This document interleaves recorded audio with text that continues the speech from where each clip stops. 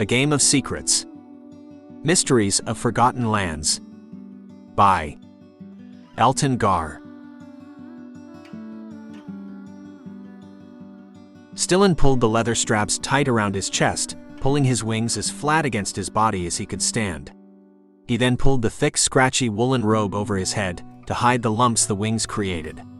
Once done, he turned slowly in front of the mirror to make certain that there was nothing to draw attention to him. He then unlocked his door and stepped into the hallway that led to the main room of the inn. He could hear the bard from down the hall, but ignored them. His hearing was better than a human's. That could save him, but it was also something that he needed to hide. He had become a master at hiding who he was, and hardly thought about the many things he hid anymore. Instead, he focused on the smell of baking bread and cheap ale as he sat down at the counter, listening to the calming sound of music from the gray-haired bard. He bought a small loaf of bread and drank 2 cups of ale and finished it as the bard finished his song and then walked over to Stillon. The bard sat next to Stillon and took a bottle of wine from behind the bar without asking, and poured half a cup into his own glass and half a cup into Stillon's. "What brings you to Grey Valley?" he asked. "Traveling," Stillon said. Bards were more open-minded than most, but they were also more likely to notice things, so it was best to stay invisible. "I don't think you're traveling. I think you are hiding," the bard said.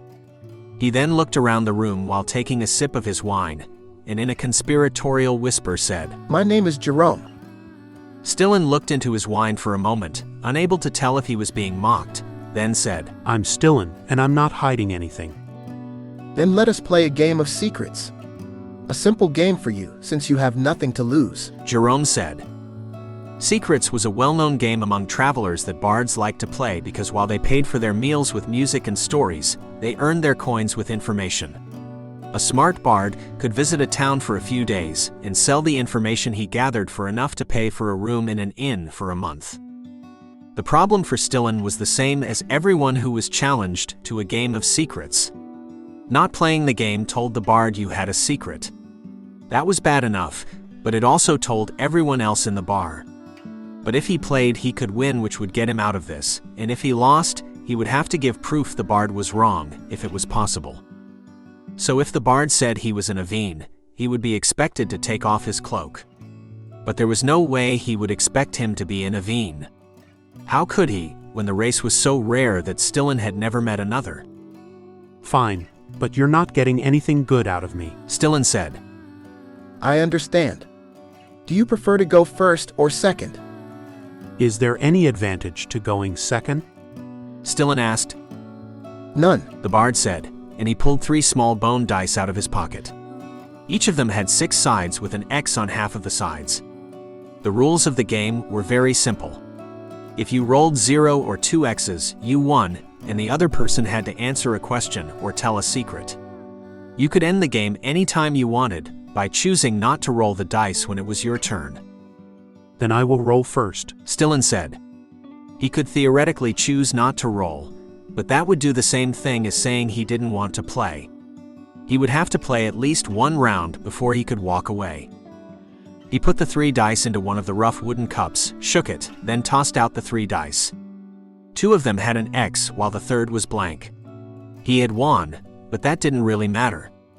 He didn't care about other people's secrets, only his own.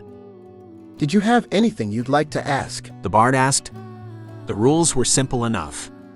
He could ask a question, and the bard would be expected to answer honestly, or he could ask for a secret, and the bard would get to pick what secret he told. "I don't know questions that would be useful, that you wouldn't answer honestly whether or not we were playing a game," Stillon said.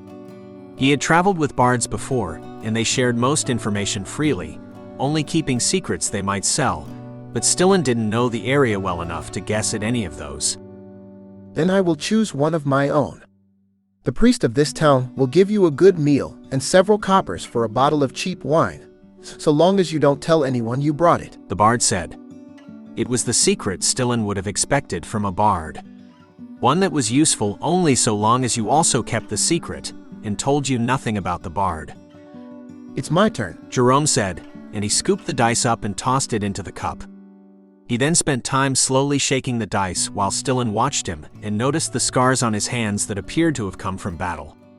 He might be a bard now, but those scars were the marks of a soldier. Stillon once again considered just walking away. It was technically against the rules, and the bard could complain or even cause some minor problems for Stillon in this town. But he wasn't staying, and nothing the bard could do over him refusing to play the game would be as bad as being outed as an Aveen. They might not try to enforce the old laws, but news of a living Aveen would spread and make it much harder to stay hidden.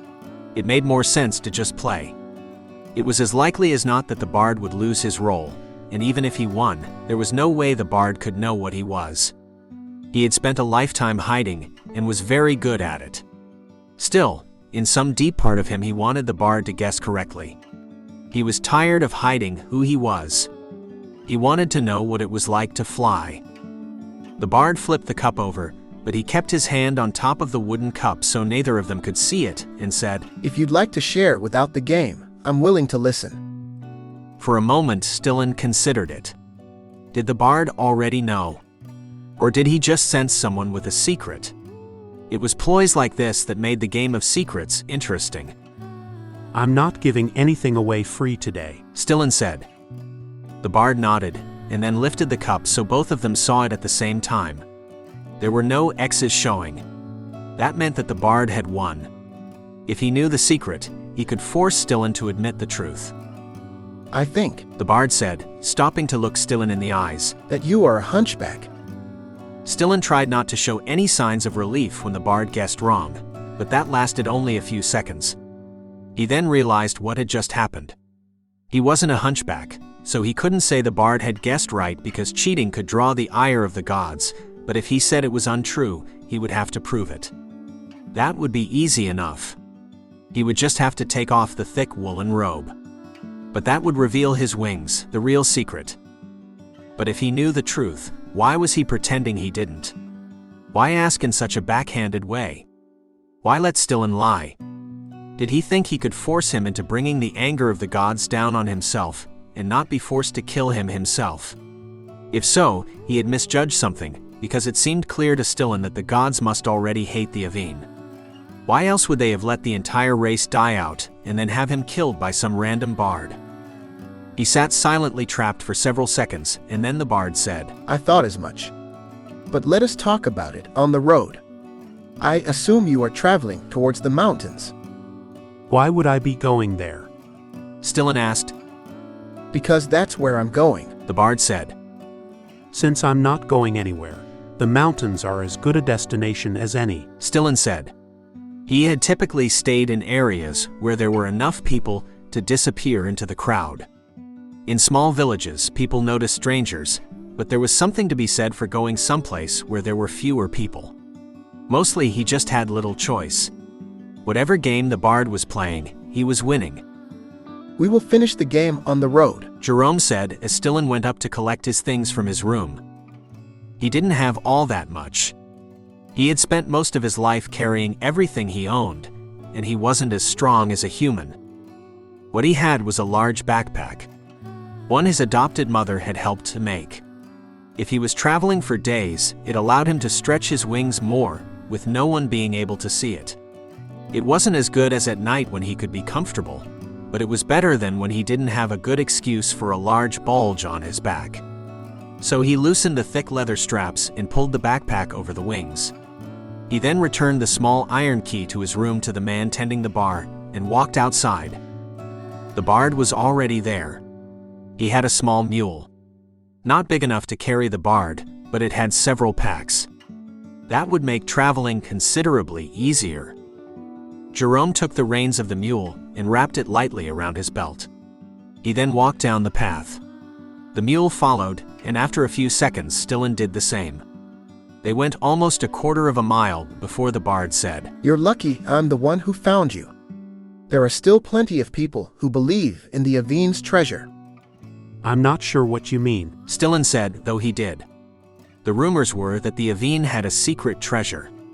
According to the lore, every member of the race had helped gather the treasure and hidden it away in a secret city. "I think you do.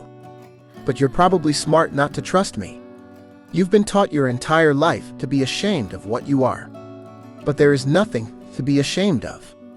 Your people are unique, and perhaps that scares people, but there is nothing wrong with being different.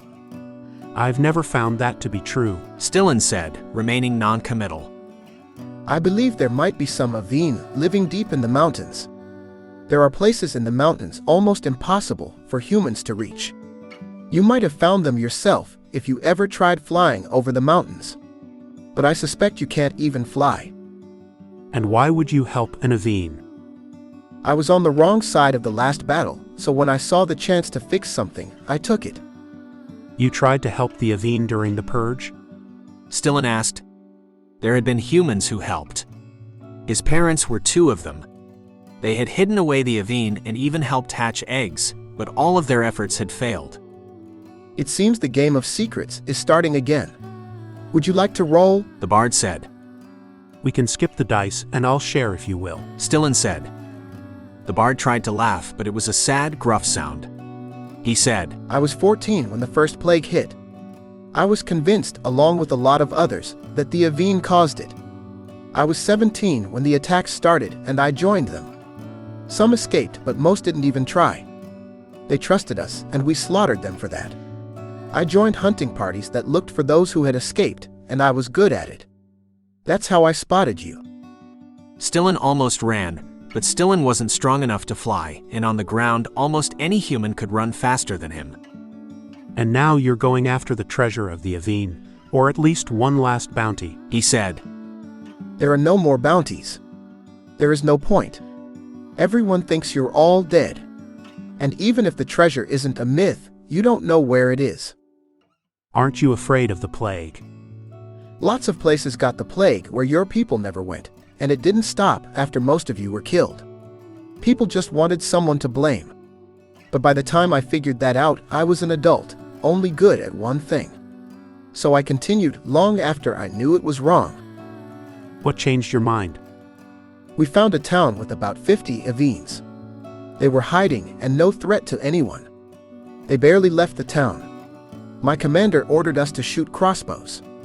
No one questioned the order, but I saw the eggs and children.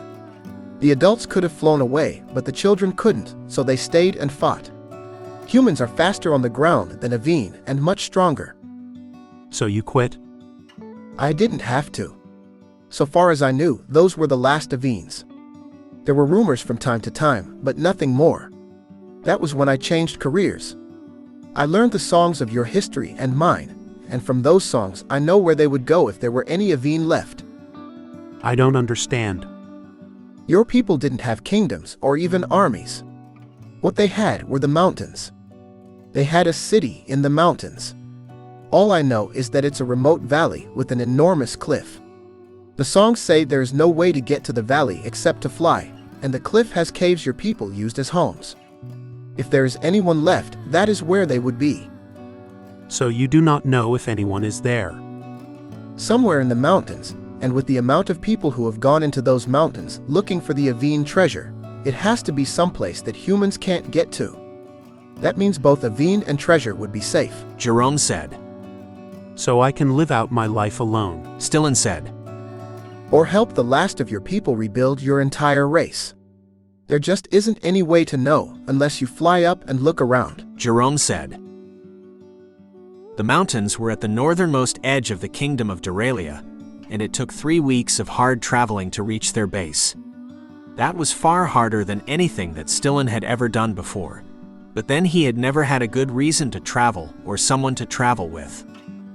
And Stillon had come to trust Jerome and found him a good companion who was happy to teach him the songs and stories of his people. Most he had never heard because he avoided any mention of them for fear someone would notice him. At the base of the mountains, they found a small, dirty mining town. It was the heart of what small civilization had grown up around the mountains. The rest of the people in this area lived in small hunting and farming villages that supplied the miners. But what was important to Stillon was the warning that Jerome gave.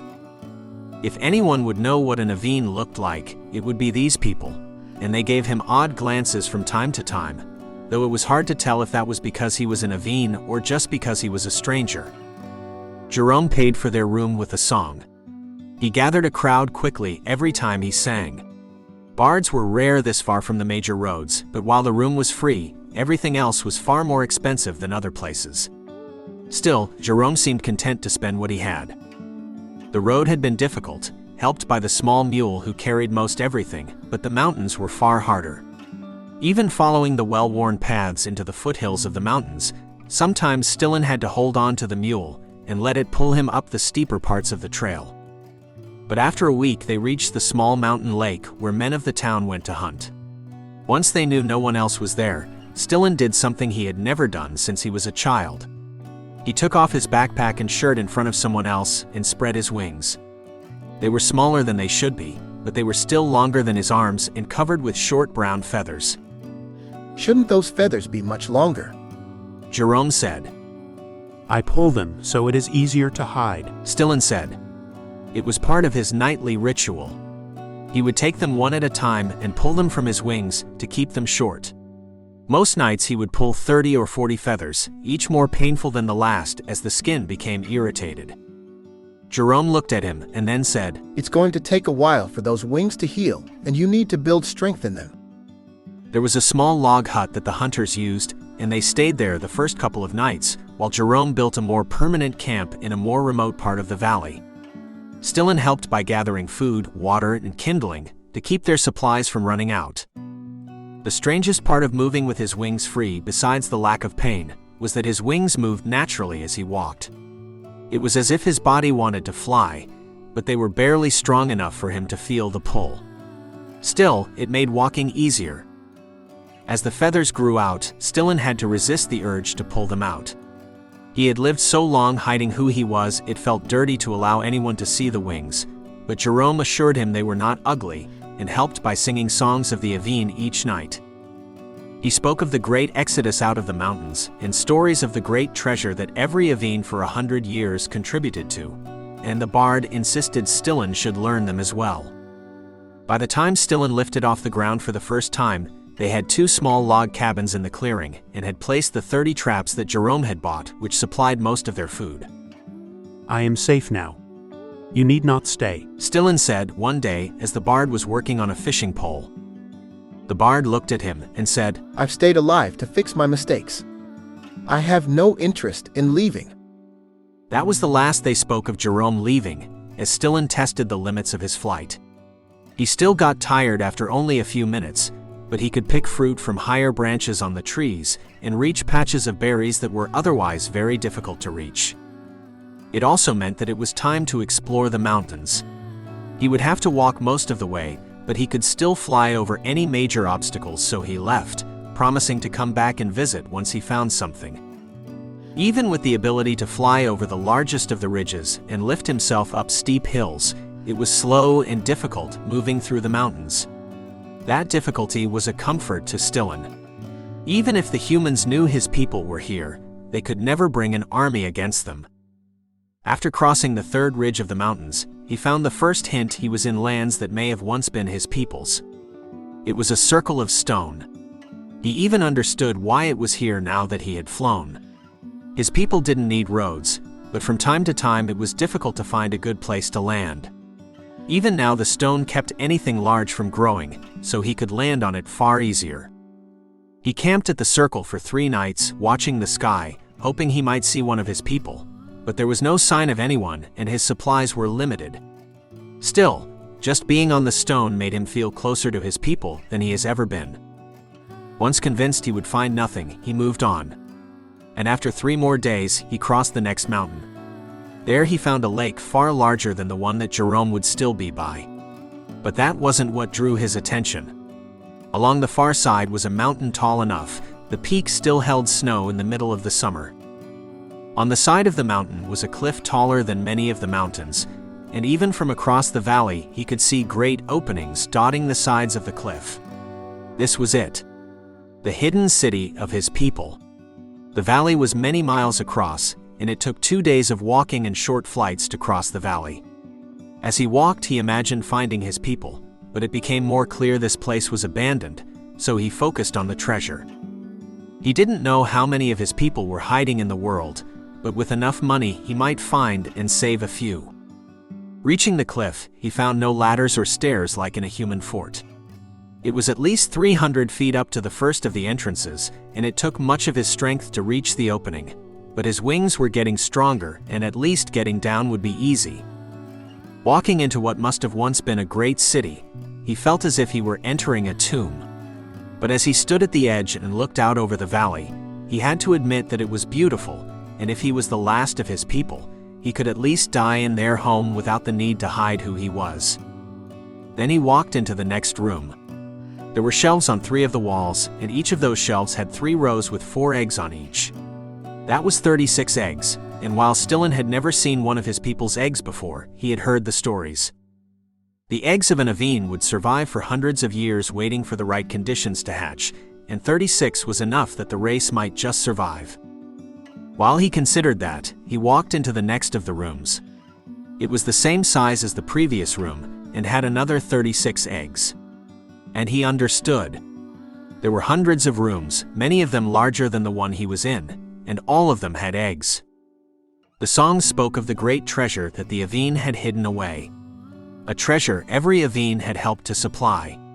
The eggs were the treasure. They had seen the danger, and so they left their most important treasure here so someday their race could return. So while Stillon might be the last Aveen alive, he wouldn't be for long. Author's note. I am extremely lucky to live my life largely as I want, without the need to hide who I am. I am lucky to be part of a group that doesn't have to wonder if the glance in my direction is because of the way I look. Not everyone is, and one of the things that makes writing so important to me is that it lets me try to understand other people's experiences. Part of the reason I write is to get into the minds of people who don't have the same experiences that I do. And part of the reason I write science fiction and fantasy is so that I can do that without the political pitfalls. I hope this story works well both as an examination of the costs of hiding who you are, the beauty of being able to become who you are, and as an entertaining tale. If you'd like to see more of my work, you can get a free book when you sign up for my newsletter at sci-fi.com. You can also support me and sign up for my Patreon at patreon.com/Elton. Thank you. Elton Gar.